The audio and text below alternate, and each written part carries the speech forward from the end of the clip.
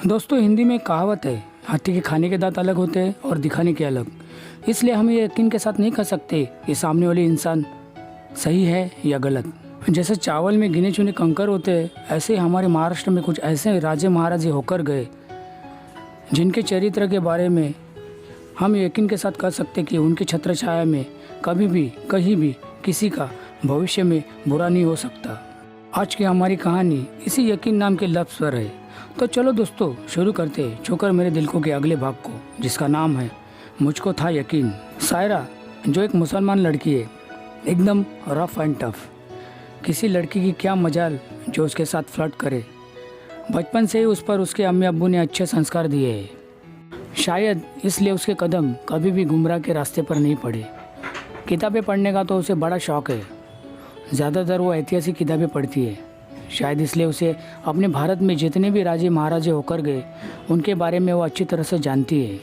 एक मुसलमान लड़की होने के बावजूद वो मराठी अच्छी तरह बोल लेती है। क्यों ना हो, वो जिस अपार्टमेंट में रहती है वहाँ का माहौल ही महाराष्ट्रियन लोगों से भरा हुआ था।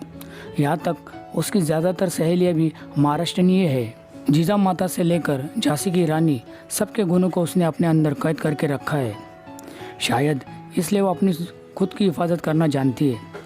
ज़्यादातर आजकल की लड़कियां अपने पर्स में मेकअप का सामान रखती है, और सायरा के पर्स में हमेशा मिर्ची की पाउडर और आंखों में स्प्रे मारने वाली चीज़ें ही रखती आई है। वो जानती है आज हमारे देश के हर एक कोने में वासनाकारी लोग थैला डालकर बैठे हैं। उन सभी से अपनी रक्षा करने के लिए ये सब रखना वो ज़रूरी समझती है, क्योंकि मुसीबत कभी बोल के नहीं आती। दोस्तों की खुशी और दुख में शामिल होना यही उसकी पहली और आखिरी हॉबी है। इसलिए तो उसकी हर एक फ्रेंड उस पर अपनी जान छिड़कती है। वो आज अपनी एक बेस्ट फ्रेंड निर्भया के बर्थडे पार्टी पर उसके घर अंधेरी जाने वाली है। रोज़ की तरह ऑफिस जाने से पहले वो अपने अब्बू और अम्मी से ये कहकर घर से निकलती है कि आज रात को उसे घर आने में देर होने वाली है। तभी उसके बेस्ट फ्रेंड का फ़ोन आता है, जिसमें वो सायरा से कहती है अगर आज वो उसके बर्थडे पार्टी पर नहीं आई तो वो अपना बर्थडे केक नहीं काटेगी। बस फिर क्या, दोस्ती निभाने के लिए सायरा निर्भया के घर रात को जाती है। वादे के मुताबिक निर्भया के सभी सहेलियाँ उसके बर्थडे पर शामिल भी होती है और भरपूर एंजॉय भी करती है। आखिर एक एक करके उसकी सभी सहेलियाँ उससे इजाज़त लेकर अपने अपने घर जाने के लिए निकलती है। सायरा भी अपने घर जाने के लिए निर्भया से इजाज़त लेने जाती है, पर निर्भया उसे आज रात अपने घर ठहरने के लिए कहती है। अब्बू अम्मी मेरे बगैर नहीं रह सकती, ये कारण कह के वो अपने घर जाने के लिए निकलती है। जब वो अंधेरी स्टेशन पर आकर बोरोली जाने के लिए एक रिक्शा स्टैंड पर आती है, तब यहाँ निर्भया को यह पता चलता है कि जल्दबाजी में सायरा अपना पर्स यही भूल गई है। इस वक्त रात के 12 बजे। निर्भया को अब बस सायरा की चिंता खाई जा रही है। वो अपने भगवान को याद करते हुए कहती है, हे भगवान, मेरे दोस्त की अब तू ही हिफाजत करना। जब सायरा रिक्शा स्टैंड पर यह देखती है कि कुछ रिक्शा वाले शराब पी रहे हैं, उनमें से कुछ रिक्शा वाले तो उसके बिरादरी के हैं, तभी उसकी नज़र एक रिक्शा पर पड़ती है। वह उस रिक्शा को गौर से देखने के बाद उस रिक्शा के ड्राइवर के पास जाती है। इस वक्त उस रिक्शा ड्राइवर के हाथ में एक बियर की बाटली है जो उसने आधी पी हुई है। सायरा उसके करीब जाती है और उससे कहती है, बोरोली चलोगे? वो रिक्शा वाला नीचे से ऊपर तक सायरा को एक बार देखता है और अपनी बची कुची बियर भी सायरा के सामने पीकर ख़त्म करते हुए कहता है, हाँ चलो मैडम। जब सायरा रिक्शा में बैठने ही जाती है, तभी आसपास के उसी के बिरादरी के रिक्शा वाले उसे ताना मारते हुए कहते हैं, मैडम जी ज़रा संभाल के जाइए, इसने शराब पी रखी है, कहीं लेने के देने ना पड़ जाए। पर सायरा अपने ही बिरादरी के लोगों की एक भी नहीं मानती।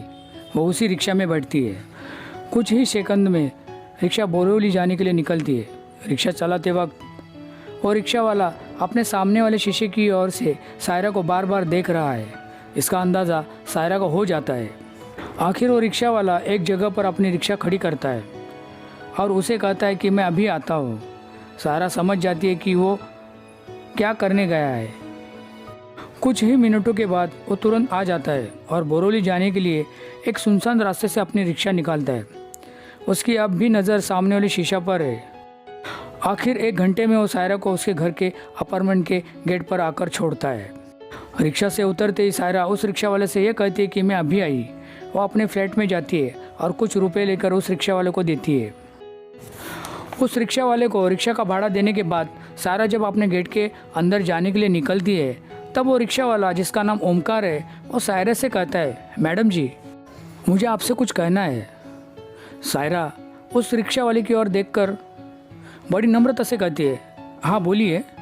इस पर ओमकार सायरा की ओर देखकर कहता है, मैडम जी आप जब अंधेरी रिक्शा स्टैंड पर आई, मेरे हाथ में बियर से भरी हुई बाटली देखी। आपको पता था कि मैंने शराब पी रखी है और आपके ही बिरादरी के कुछ रिक्शा वालों ने आपको मेरे साथ न जाने की सलाह भी दी। मैंने बार बार शीशे से आपको गौर से देखा और ऐसी सुनसान जगह से यहाँ तक आपको लेकर आया, फिर भी मुझे आपके चेहरे पर ज़रा भी डर नज़र नहीं आया। क्यों मैडम? आपको मुझ जैसे शराबी पर इतना यकीन क्यों था कि मैं आपको आपके घर तक सही सलामत लेकर जाऊंगा? क्या मुझे आप इस यकीन का जवाब दे सकते हैं? ओमकार की यह बात सुनकर सायरा उसके करीब जाती है और उससे कहती है, तुम यही जानना चाहते हो ना कि उस रिक्शा स्टैंड पर मेरे बिरादरी के लोग होने के बावजूद भी मैं तुम्हारे ही रिक्शा में क्यों बैठी? तो आओ मेरे पीछे। यह कहकर सायरा ओमकार को उस रिक्शा के पीछे क्या है यह दिखाने के लिए उसको पीछे लेकर जाती है।